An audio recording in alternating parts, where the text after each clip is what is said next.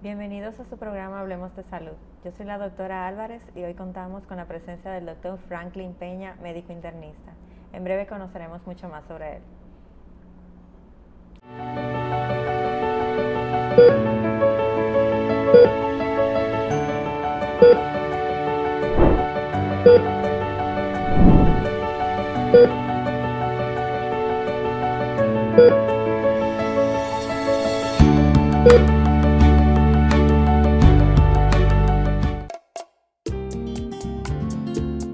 ¿Y tú? ¿Por qué tienes SENASA en el exterior?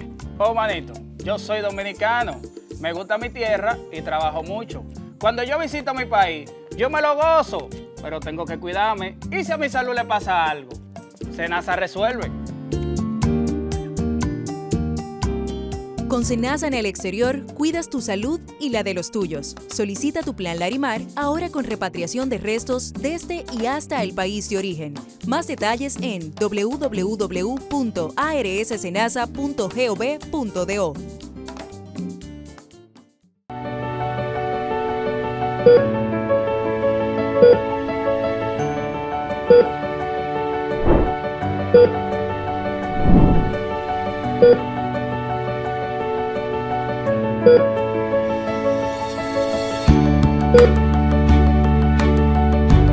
Como dije anteriormente, hoy contamos con la presencia del doctor Franklin Peña. Doctor, ¿cómo se encuentra en el día de hoy? Buenas tardes, estamos muy bien, gracias. Un placer tenerlos hoy aquí. Gracias por la invitación.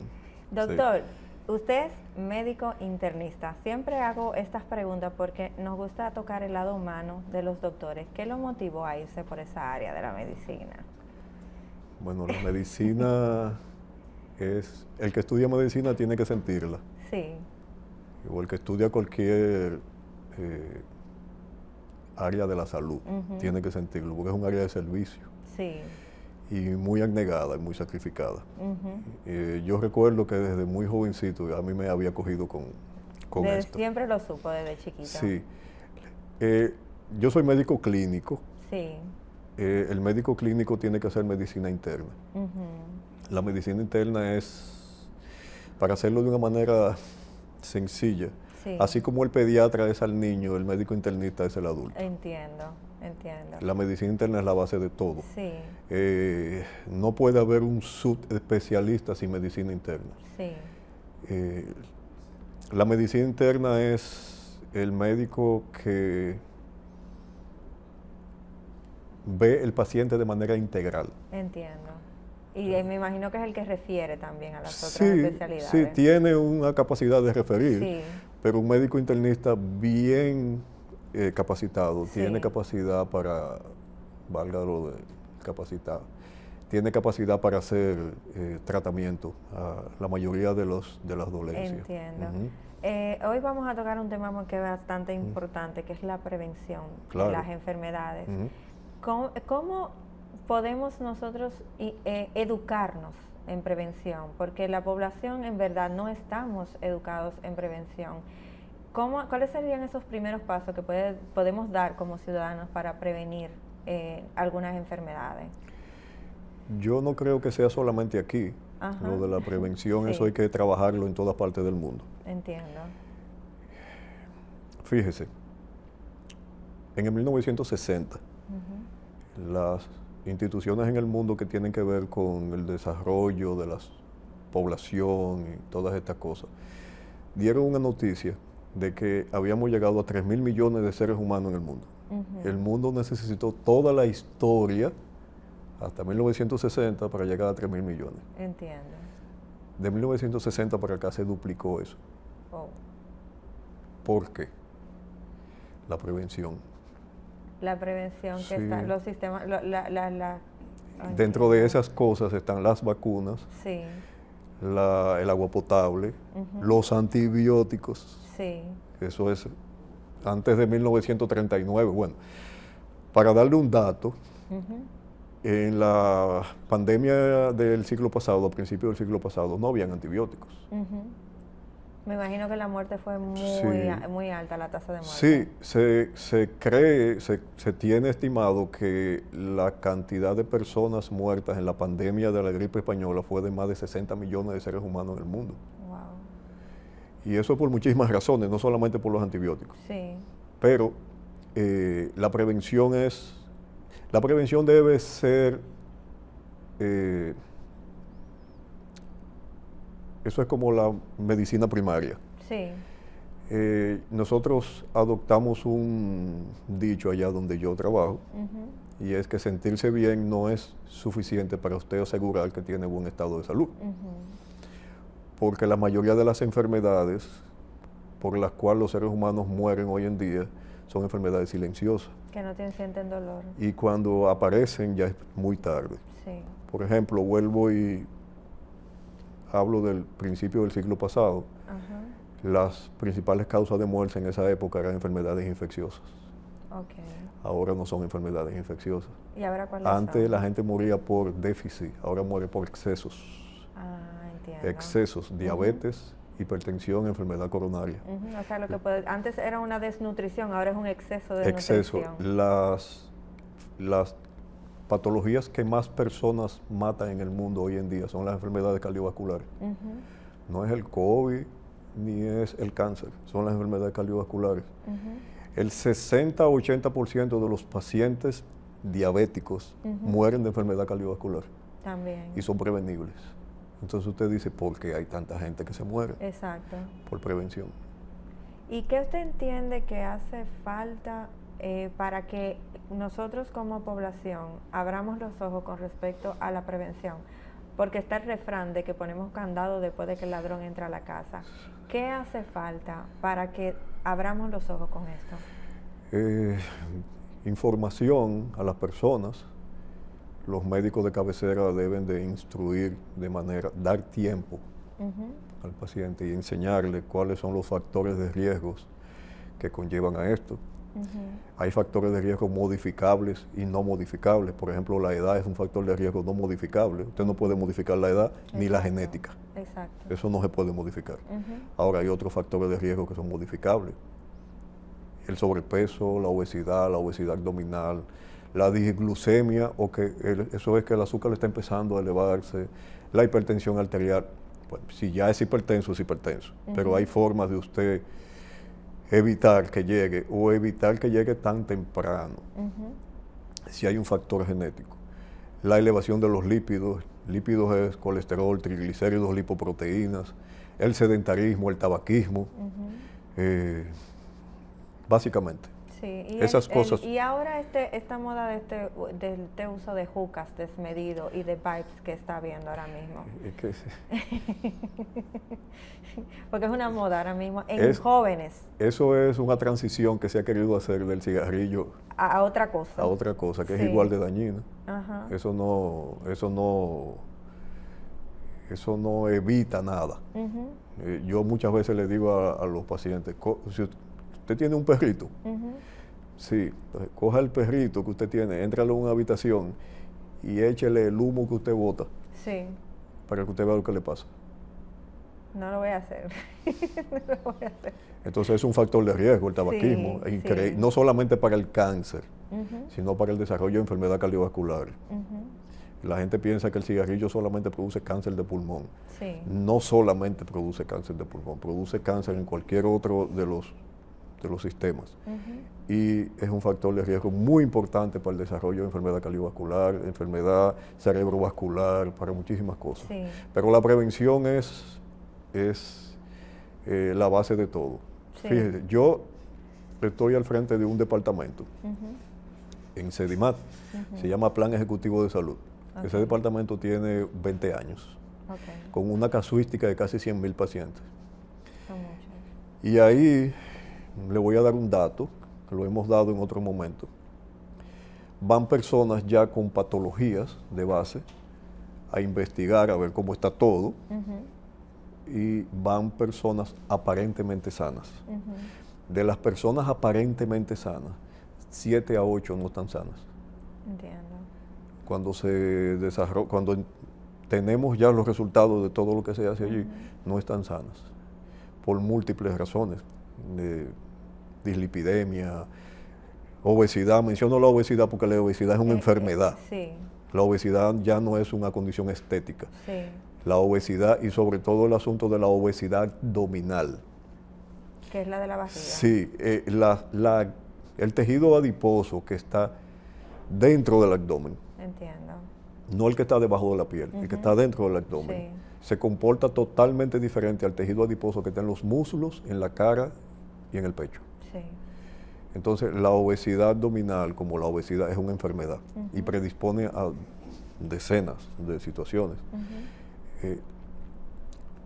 Recomendaciones: hacerse vigilancia, por lo menos una vez al año. Yo le iba a preguntar, ¿a partir de qué edad debemos comenzar comenzarnos a hacer esos chequeos? ¿Y cuántas veces al año es necesario hacer esos chequeos? Nosotros recibimos pacientes de todas las edades, desde 20 años para arriba. Son muy pocos. Sería pasar del pediatra al médico internista. Son muy pocos, en realidad, pero hay cosas que hay que tomar en cuenta, la genética.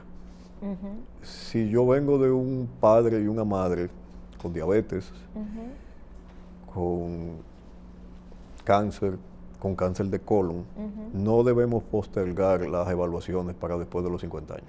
Entiendo. Eso tiene que empezar muy temprano.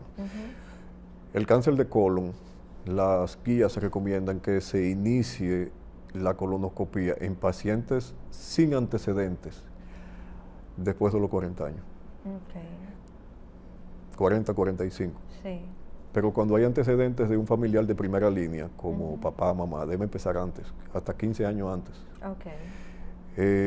Cuando uno le hace el acercamiento al paciente, que le dice su historia, un paréntesis hago ahí, la historia médica del paciente es uno de los instrumentos más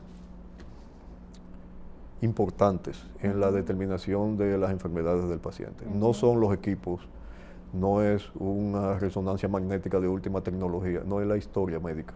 Entiendo. Cuando usted recoge una buena historia médica en un paciente, el paciente le revela situaciones de antecedentes familiares y situaciones del mismo paciente que le dan a usted la capacidad de variar la forma de usted acercarse al paciente. Sí.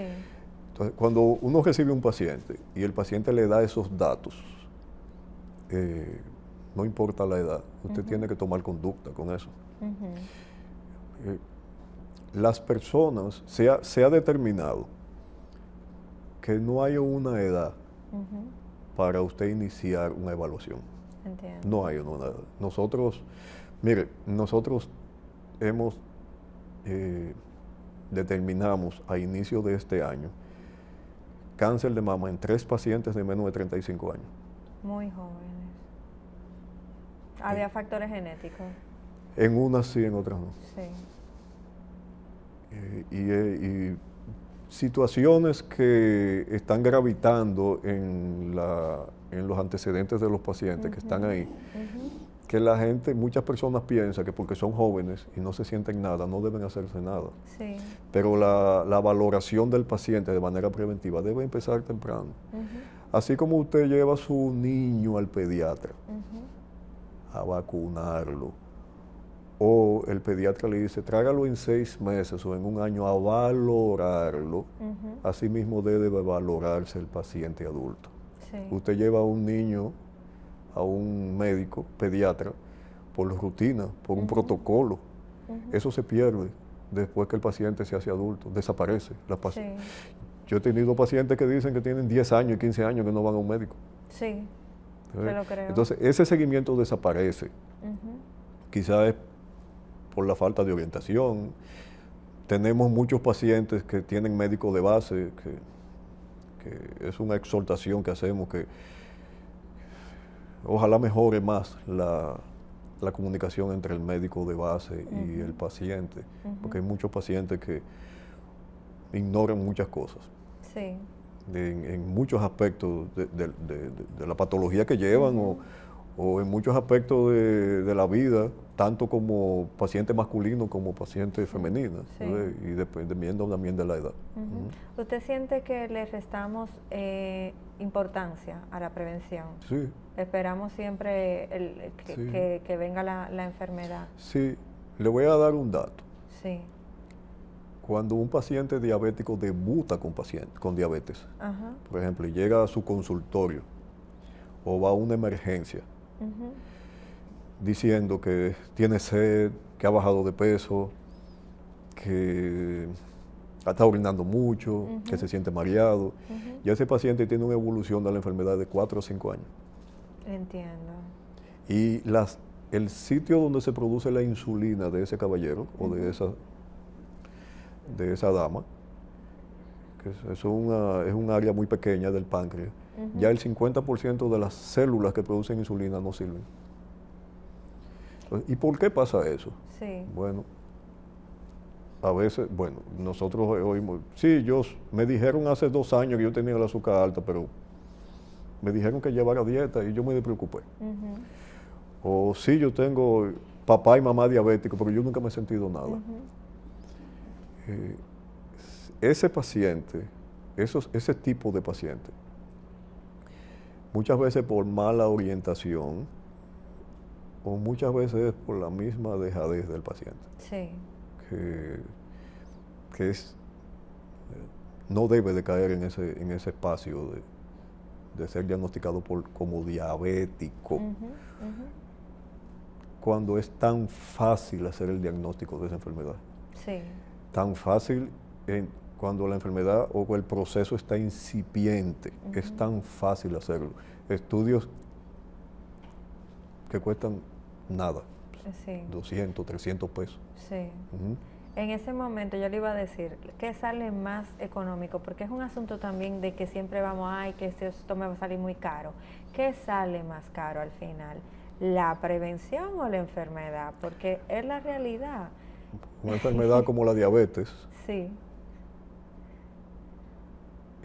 a un paciente ya que tenga más de 5 años de evolución, mensualmente, si la enfermedad le sale, un paciente tratado como debe ser tratado, 5 o 10 mil pesos. Wow. O sea que... Sí. Hablo de diabetes Ajá. y como puedo hablar de hipertensión. Sí, en hipertensión. ¿Qué Sí. podemos tener? Porque me imagino que en la hipertensión ya tenemos el tema de que te puedes morir. Sí, sí. La diabetes es una enfermedad que predispone a daño renal Sí. y predispone a la hipertensión. Ajá, ajá. Es un problema metabólico Sí, sí. que produce daño en todo el sistema. Sí. Pero definitivamente, cuando usted prevé algo, pues definitivamente eso sale mucho más económico.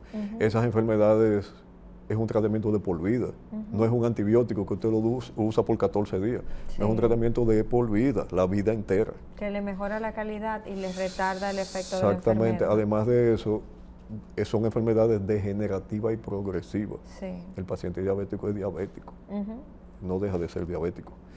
Y es una enfermedad degenerativa que predispone a muchísimas otras cosas que con el tiempo el paciente va a tener que tratarla también. ¿Cuál es la diferencia entre la calidad de vida de un paciente que desde sus inicios va al médico, prevé la enfermedad y un paciente que lo deja para después? Diferencias que usted ha podido Calidad ver en de la vida. práctica. Sí. Bueno, enfermedad coronaria, infarto, enfermedad cerebrovascular, insuficiencia renal, amputación. Por ejemplo, estamos hablando de diabetes. De diabetes, hablando Estamos de hablando de diabetes. hipertensión arterial, infarto agudo del miocardio, Infarto daño agudo. renal, daño a nivel de la retina, formación de aneurismas, tanto a nivel del tronco como a nivel del cerebro. ¿Y con la obesidad cuáles tenemos? Bueno, mire, le voy a decir una cosa. 1 de cada 10 pacientes en el mundo es diabético. 3 de cada 10 es prediabético. Las estadísticas de los pacientes hipertensos están entre un 30 y un 35%. Muy alto. Y la obesidad ha aumentado de manera bárbara. Bárbara. De las estadísticas que nosotros tenemos en el departamento, 4 a 5 pacientes están en sobrepeso o en obesidad. Usted puede salir a la calle. Sí, y esto se ve desde la adolescencia ya. Están Usted llegando puede salir a a la calle y sentarse en un sitio y cuente las personas que usted ve que están sobrepeso o obesos o que tienen una barriguita. Sí. Y son muchos. Diferente a lo que sucedía hace 30, 40 años atrás, que para usted encontrar una gente gorda, no era tan frecuente como ahora. No, no era frecuente, se hacían muchos ejercicios, se caminaba mucho. Y había otro patrón de alimentación. Sí, era más sano, no había tanta comida rápida a la esquina. Sí, mire, en el 1980 estaban diagnosticados unos 150 millones de pacientes diabéticos en el mundo. O sea, determinados por las instituciones. En el 80, en el 2000, ya habían 455 millones. Y no es proporcional, es por 1000. O sea, una tasa. Sí, una tasa bien grande, eso es verdad. Y con los pacientes que tienen predisposición a cáncer, ¿qué tan importante? Me imagino que es una cuestión de vida. Evaluación, hacerse imágenes. Imágenes, sí. Los pacientes que tienen predisposición al cáncer, lo que tienen que hacerse es imágenes, vigilarse. Hay una alta incidencia de cáncer de mama ahora en las mujeres. En realidad no se sabe qué es lo que pasa. Sí. Yo verdaderamente no sé qué es lo que pasa. Y a muy temprana edad. Puede ser el estrés, puede ser la alimentación, no sé. Pero tenemos pacientes cada vez más jóvenes con cáncer de mama. ¿Qué se puede ver en una etapa inicial cuando el paciente llega a la consulta que le dé una alerta? ¿En qué sentido? En el sentido de enfermedades como el cáncer, como la diabetes, o sea, tocando una por una, ¿qué puede encontrar en una etapa inicial que le dé esa alerta y le diga, vamos por este lado? En las enfermedades metabólicas, los cambios en los parámetros son muy sutiles al principio. Sí, cuando los cambios en los parámetros es por ejemplo, Por ejemplo, vamos a seguir hablando de la diabetes. En la diabetes. El límite superior de la diabetes, del azúcar en ayuna, es 100 miligramos por decilitro. No debe estar en 100. Cuando eso pasa de 95 ya es una alerta. Entiendo. Pero cuando eso pasa de 100 es una alerta. Superalerta. Sí, es lo que le llaman disglucemia o prediabetes. Hay otro parámetro que se llama hemoglobina glucosilada. Que eso es un parámetro que se registra en el glóbulo rojo de la sangre y es un promedio del valor de sus azúcares de los últimos meses.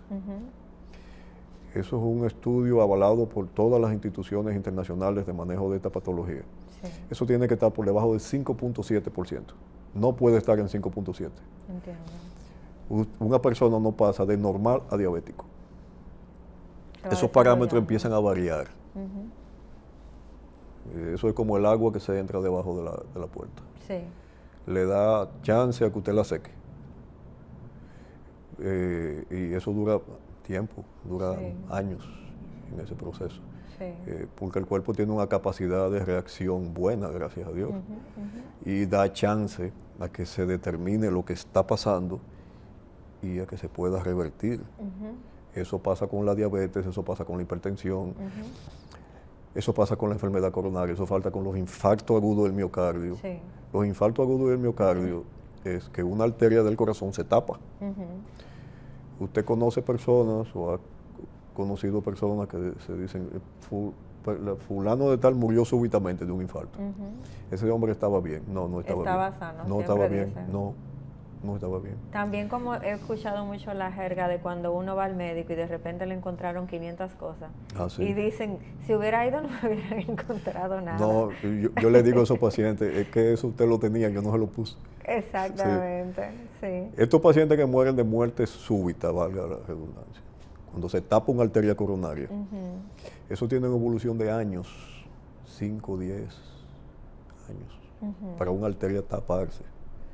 Estamos hablando de un infarto agudo del miocardio por enfermedad coronaria, que una arteria se tape. Imagínense, vamos a hacer una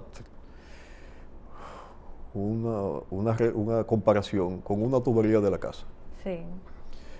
La joven que trabaja en la casa, o uno mismo echa el aceite por la tubería de la casa. De la cocina. Va a llegar un momento que un día la tubería, usted le va a echar algo y se va a devolver. Se tapó. Se tapó. Oh, pero esa tubería estaba bien. ¿Y qué usted hizo en los últimos 4 o 5 años? Echarle grasa a la tubería. Se tapó. Se tapó súbitamente. Sí.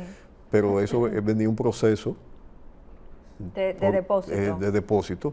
Eso pasa con las enfermedades coronarias. Los médicos vivimos bajo un eterno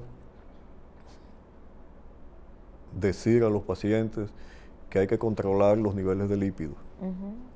El colesterol alto y los triglicéridos altos y las lipoproteínas con valores anormales no dan ni frío, ni calor, ni hambre, ni sueño. Dan un solo síntoma, un infarto. Un infarto.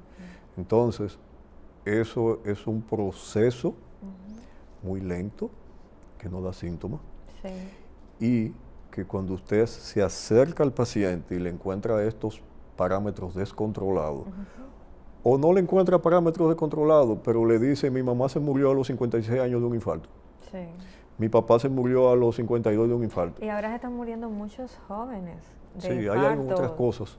30 y pico de años. Es lamentable, no sé si aquí se está haciendo estudio de eso, se le están haciendo autopsia de esos pacientes, porque es importante averiguar por qué mueren. La causa de esto. Es que en realidad qué es lo que está pasando. No, todo ahora es responsabilidad del COVID. Sí, porque si esas personas tienen enfermedad coronaria a temprana edad, eso le compete a toda la familia, o a sus hermanos, o a sus primos. Sí. Usted detecta un paciente con dislipidemia, o sea, niveles de lípidos no controlados, o con lípidos normales, pero con un factor de riesgo genético muy importante. Ese paciente hay que hacerle investigaciones que no es un simple electrocardiograma. Entiendo. No, para usted detectar un infarto en un electrocardiograma tiene que estarle sucediendo en el momento. Entiendo. O tiene que haberle pasado ya y que estar presente en el momento de realizarlo. Hay estudios ahora no invasivos, imágenes sumamente sofisticadas con las que usted puede adelantarse años a un infarto. Estábamos hablando hace días con una doctora que estaba hablando de las imagenologías nuevas que se están haciendo justo para evitar esto. Claro, sí, eso está. Sí. Eso está que ahí. Y se pueden evitar. Y se pueden evitar, sí, estamos hablando que eso es muy importante. Sí, prevención, prevención, verdad, siempre. Eso es la cantidad de cosas que hay a la mano ahora para usted evitarle problemas a un agente. Sí. Prácticamente con cosas extraordinarias. La tecnología dentro de la medicina y la tecnología dentro de la medicina como medicamento, como medicamento que usted puede ingerir. Eso es extraordinario lo que hay ahora. Que facilita mucho más todo ahora mismo. Ahora es que hay más conocimiento sobre la diabetes, más medicamentos hay para el control de la diabetes, pero hay más diabéticos. Y hay más diabéticos, porque la alimentación se modificó mucho. Mucho. Bueno, doctor, lamentablemente tenemos que ir a la pausa, pero en breve vamos a volver con las complicaciones que tenemos con el COVID y todas estas enfermedades y la prevención, claro, porque hubo un boom con la pandemia. En breve regresamos con su programa Hablemos de Salud.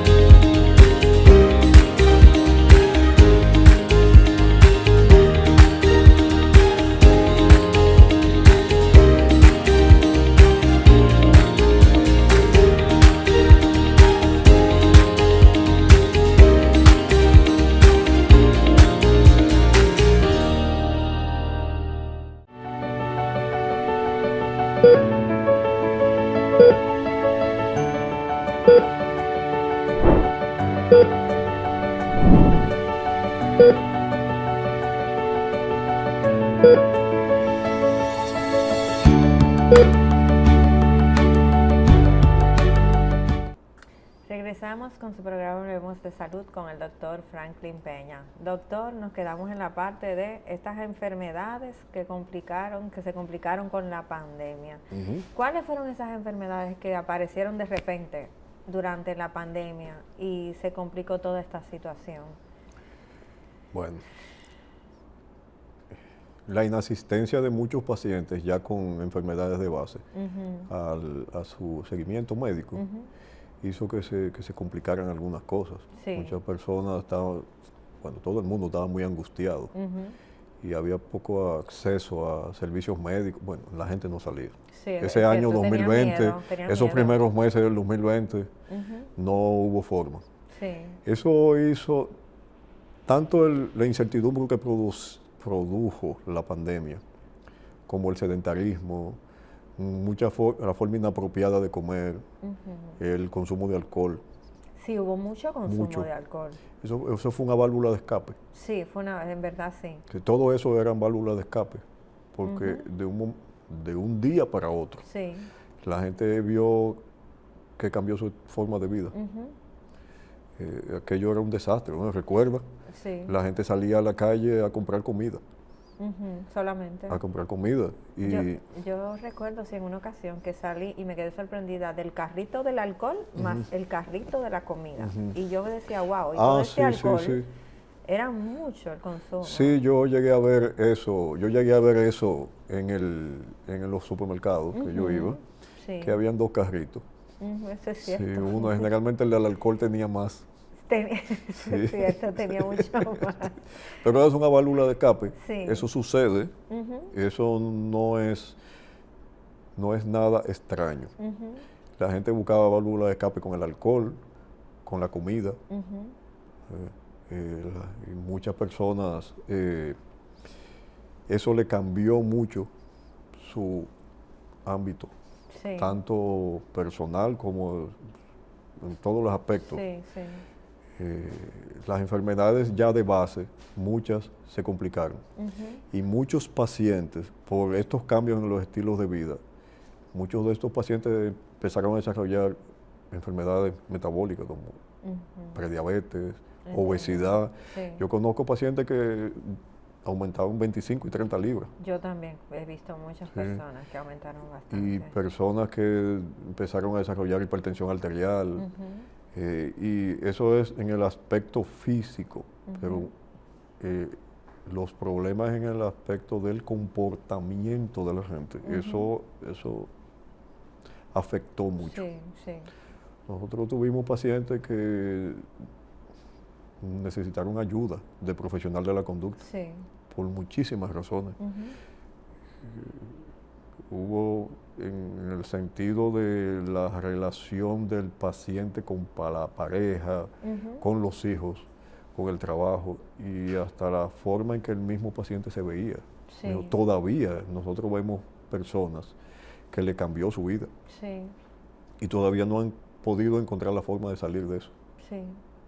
Con todo y que se puede regresar a la normalidad. Sí, hay personas que le cambió, hay personas que le fallecieron. Fue un antes y un después. Sí, conocemos pacientes que le falleció su compañero o su compañera. Sí, fue muy fuerte, no pudieron despedirse, fue fuerte. Sí, eso sucedió.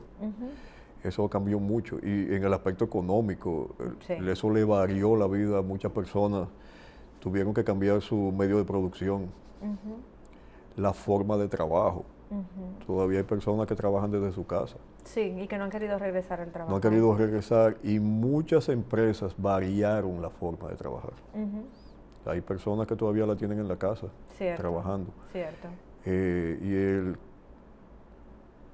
el usted tener una persona trabajando en una casa, en su casa, en un ambiente no apto para trabajar 10, 12 horas, eso le causó muchísimos problemas a la gente. Problemas ergonómicos con la postura, en la espalda, eso trajo muchos problemas. Sí, definitivamente que sí.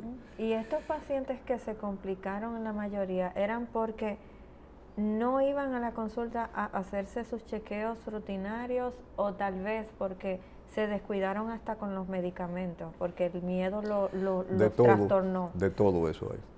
personas que tuvieron mucho miedo, sobre todo personas de cierta edad, sí. mucho temor a salir a la calle, aún protegidos, tenían mucho temor. Recuerda que al principio de la pandemia, una de las cosas que matizó mucho esto fue el hecho de que al principio estábamos a ciegas, no sabíamos cómo era que íbamos a tratar esto. Esos pacientes que estaban en intensivo o los pacientes que caían hospitalizados, los pacientes se trataban sintomáticamente. Respiraban mal, le mejorábamos la respiración. Hacían fiebre, le dábamos medicamentos para la fiebre. Y en el transcurso se determinó que el virus no solamente era un virus respiratorio, pero afectaba todo. Eso le iba a preguntar, porque todo. Siempre dicen, ok, el COVID es una gripe, pero esa gripe afecta a todo. Afectaba todo. Llegó un momento que se supo que el COVID producía una coagulopatía. Sí. Y muchos pacientes morían de tromboembolismo pulmonar y accidente cerebrovascular. Ahí en adelante se empezó a dar medicamentos para eso, anticoagulantes. Y producía encefalitis, producía miocarditis. Al principio se pensaba que era una neumonía mala, pero eso se sabe ya que desarrolló muchísimos problemas. Yo llegué a escuchar incluso que había una relación hasta con leucemia, post-COVID. Sí, yo llegué a escuchar también. Sí. Claro que sí. Se dice mucho que murió por el COVID, muerte súbita. En realidad, se sabe que el virus produce serositis a nivel del abdomen, produce encefalitis, esos pacientes que mueren de manera súbita. Uno no puede decir en realidad que por el virus, si no se hizo lo que se tenía que hacer después del fallecimiento del paciente. Pero en realidad, después que se supo que el virus no solamente afectaba los pulmones, sí, muchos pacientes desarrollaron muchísimos problemas post-COVID. Una de las cosas que más se refieren es, por ejemplo, el trastorno del sueño. Muchos pacientes con trastorno del sueño post-COVID y con dolores crónicos, dolores musculares crónicos, que tú no encuentras cuál es la razón. Sí. Y otros trastornos de la memoria, fatiga, o sea, disnea, pacientes que tenían una capacidad funcional buena, se quedaron con una capacidad funcional moderada. Sí. Cambios permanentes a nivel de los pulmones, que usted lo ve a nivel de las imágenes. Sí. ¿Sí? Todavía no se sabe, porque estamos todavía en el camino, pero si hay otras secuelas que va a dejar el virus, eso se sabrá después. Sí. ¿Usted cree que a lo mejor estos pacientes tenían esos inicios de esas enfermedades antes del COVID y el COVID fue un detonante para desarrollarlas más, o sí pudo haber sido por el mismo COVID, desde su experiencia? Yo creo que se puede tomar todo. Sí. Hay pacientes que tenían enfermedad, trastorno del comportamiento de base, que el encierro, la incertidumbre, los problemas económicos la exacerbaron y la detonaron. Eso es lógico. Sí, no tenían para los medicamentos, no tenían y el encierro. Y el encierro, sí. La incertidumbre, el miedo. Hay gente que, de realidad... Yo conozco el caso de una señora que trabajaba ella ya falleció, pero no de COVID. Trabajaba en una institución donde los empleadores son personas muy humanas. Esa señora jamás salió de su casa. Yo todavía tengo un vecino Fobia. que no ha salido, en verdad. Sí, no salía de su casa jamás. Y imagínese usted, vivía sola. ¿Cómo usted puede mantener un equilibrio? Usted a mí me gusta estar en mi casa, sí, pero voluntariamente. Sí. Y programado. Voy a coger vacaciones y voy a durar una semana sin salir de mi casa. Pero cuando usted tiene que hacer eso y no sabe cuándo va a volver a la calle, y que no puede salir a la calle porque se puede enfermar y morir, eso produce muchísimos problemas de comportamiento. Sí. Eso es una situación que, bueno, todo eso. Hay personas que sí, que tenían enfermedades o trastornos de comportamiento de base y esto exacerbó. Sí. Sí, en todos los... Bueno, yo no sé si hay algún estudio hecho, pero el aumento de los divorcios fue una cosa... En verdad, sí. Y de la separación de parejas y todas esas cosas. Sí, en verdad sí. ¿Y cuál fue la enfermedad que más se desarrolló con el COVID?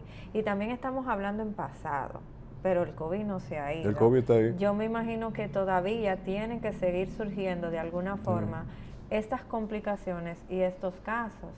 Entonces, ¿cómo podemos cambiar eso y disminuirlo desde la prevención? La primera pregunta, la enfermedad que más se manifestó. Yo creo que los problemas respiratorios. Los problemas respiratorios. ¿Y estos problemas respiratorios no pudieran confundirse con ataques de ansiedad que se incrementaron mucho también? Sí, se supone que cuando el paciente va donde el médico tenga la capacidad de valorar eso. Hay métodos de valorar eso, hay formas de valorarlo.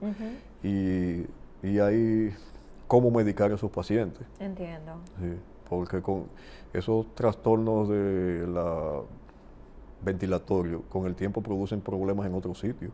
Entiendo. Pero hay formas de usted determinar si en realidad es un trastorno de ansiedad o es un problema orgánico, ¿cierto? Pero muchos pacientes han quedado con trastornos respiratorios. Entiendo. Tanto así que el virus deja problemas a nivel del pulmón, no en todo el mundo, pero deja problemas permanentes. En el pulmón, los pulmones, Eso era uno de los miedos al principio. ¿Y en cuáles otros órganos también puede dejar así trastornos permanentes? Bueno, los pulmones, una de las cosas que más refieren los pacientes es los trastornos de la memoria y trastornos del sueño. Eso es cierto. Y los dolores crónicos, dolores musculares. De la nada. Cansancio, sí.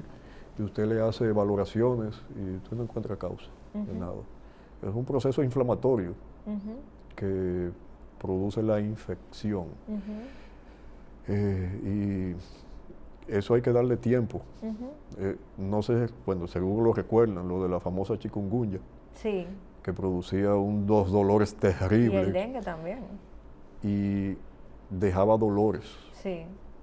No se podía hacer nada. Dejar que con el tiempo el proceso que producía o que produce ese virus desaparezca.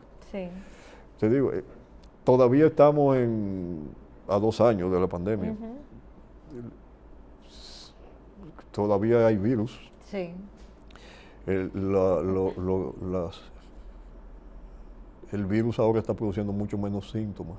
Yo le iba a preguntar justo de eso, si como tenemos diferentes cepas, hay algunas que desarrollaron más estas complicaciones, o si ahora las que están más débiles no la desarrollan tanto, estas complicaciones. Eso todavía no lo sabemos. No se sabe todavía. Siguen recibiendo los mismos tipos de casos.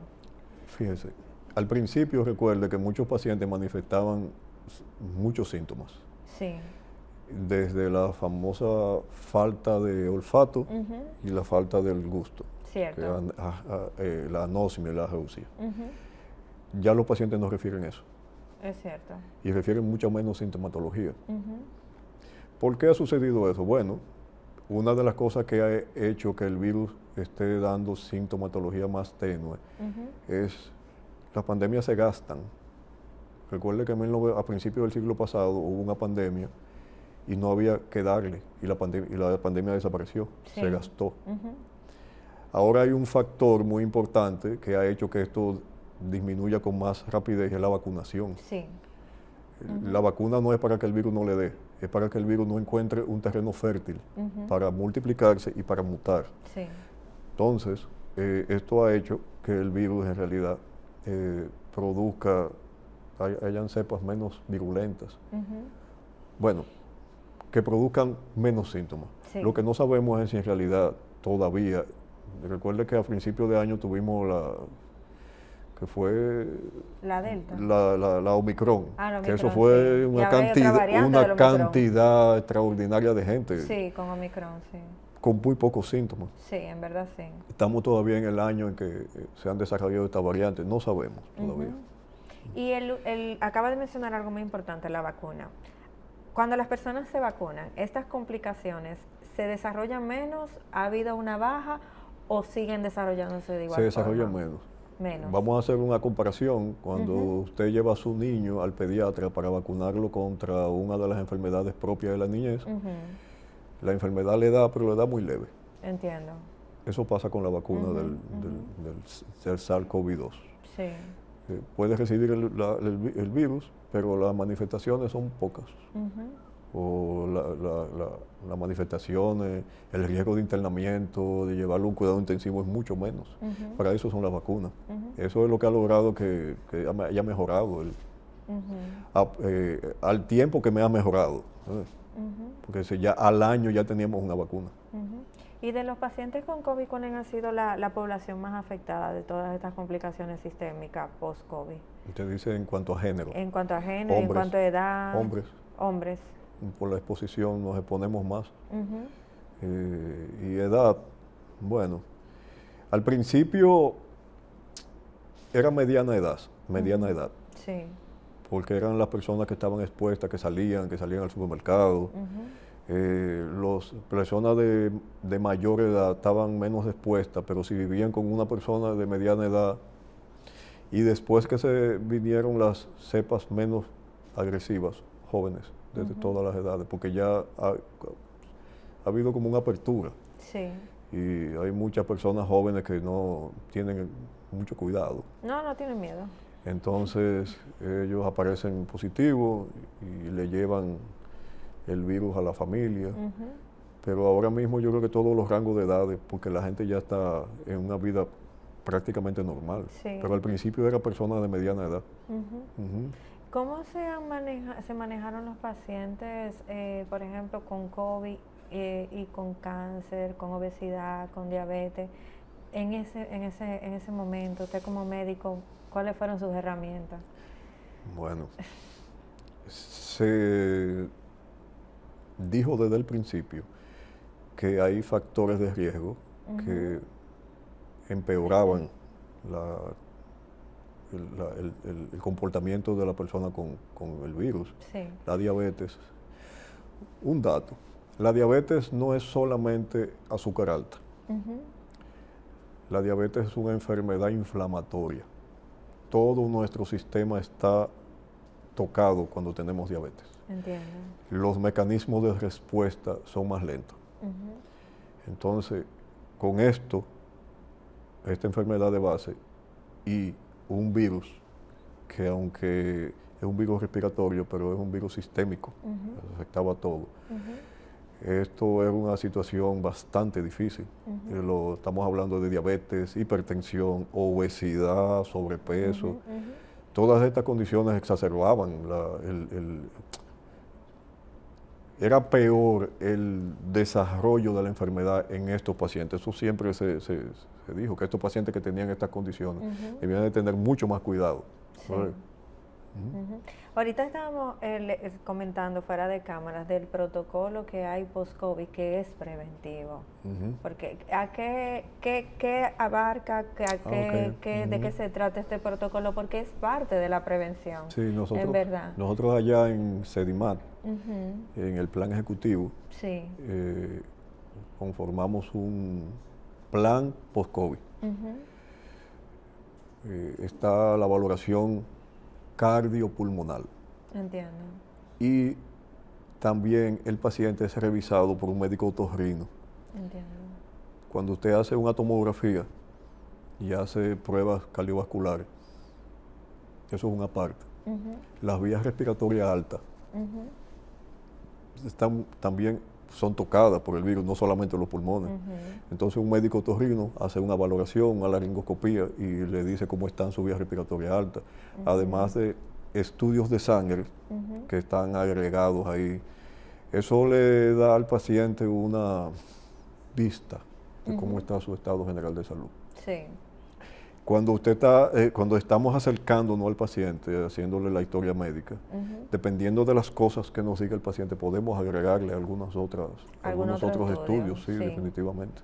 Esto es 3 horas, se hace todo esto, 3 horas, 3 horas y media. Sí. ¿Y qué tantas complicaciones se encuentran o en etapas iniciales post-COVID en las diferentes áreas cardiovasculares, respiratorias? Hemos encontrado, sí, trastornos ventilatorios, problemas donde hay trastornos restrictivos, obstructivos en la vía respiratoria. Hemos encontrado pacientes con pericarditis. Bueno, los cambios en los hábitos, muchos pacientes debutando con hipertensión por los cambios de los hábitos. Pero de manera más importante, los trastornos respiratorios y los trastornos del sueño. El insomnio es muy frecuente. Sí, trastorno del sueño. Muchos pacientes con trastorno del sueño. No le ha variado su ciclo de sueño, se le hace muy difícil iniciar el sueño, duermen pocas horas. Yo siempre me he preguntado, yo esto es algo así como personal, si realmente sería el COVID o tantos medicamentos. Porque he visto pacientes con COVID que le dan hasta 16 medicamentos. Entonces a veces tú te preguntas, o es la enfermedad que ha trastornado, o es tantos medicamentos en un cuerpo que han trastornado. Bueno, eso tendríamos que averiguarlo después. Eso es Pero estudio, en realidad el virus produce una encefalitis, produce una inflamación a nivel del cerebro. Sí. Y de una pericarditis, produce un trastorno ventilatorio, respiratorio. Todas esas cosas con el tiempo se sabrán. Sí. Doctor, pero lamentablemente el tiempo se nos ha acabado. Bueno. Yo necesito que usted haga dos cosas. La primera, que dé sus contactos para si alguien de la población quiere ir a su consulta. Y la segunda, un consejo sobre la prevención a la población. Okay. Bueno, yo soy médico internista y yo estoy en Sedimat todo el día. Nada más tienen que llamar a Sedimat y me contactan ahí. Yo no estoy en otro lugar en Sedimat. Estamos en el Plan Ejecutivo de Salud, al frente del Departamento del Plan Ejecutivo de Salud, y ahí mismo impartimos nuestra consulta de medicina interna. Perfecto. La otra pregunta. Su consejo a la población, porque aquí la educación preventiva. Yo dije una frase al principio, y es que sentirse bien no es suficiente para usted asegurar que tiene un estado de salud satisfactorio. Lo que quiere decir es que usted tiene que vigilarse. No importa que usted no sienta nada. Usted tiene que chequear sus parámetros. Así como las damas van una vez al año a su médico, a hacerse su revisión ginecológica, sin sentirse nada, así mismo tenemos que ir todos, los hombres al urólogo, a revisar, saber si su presión arterial está bien, porque no dan síntomas. Hacerse revisar una vez al año. Una vez al año. Una vez al año es suficiente. Perfecto. Después de ahí, si se encuentra algo, pues el seguimiento sería pautado por el médico, pero una vez al año. ¿Cuál es el éxito que se tiene en la prevención? En una escala de un porcentaje en cualquier enfermedad. Más de un 80%. Más de un 80%. O sea que todos a prevenir y todos a cuidar. Todos a prevenir, sí. Doctor, muchísimas gracias por haber venido hoy al programa, porque en verdad la prevención siento que es lo más importante en cualquier área. No importa cuál sea, y sobre todo en salud. Es más fácil. Hay muchas cosas que suceden que se pueden evitar. Exactamente. Muchísimas gracias por haber venido, y esto ha sido todo hoy en su programa Hablemos de Salud. Se despide la doctora Jessica Álvarez.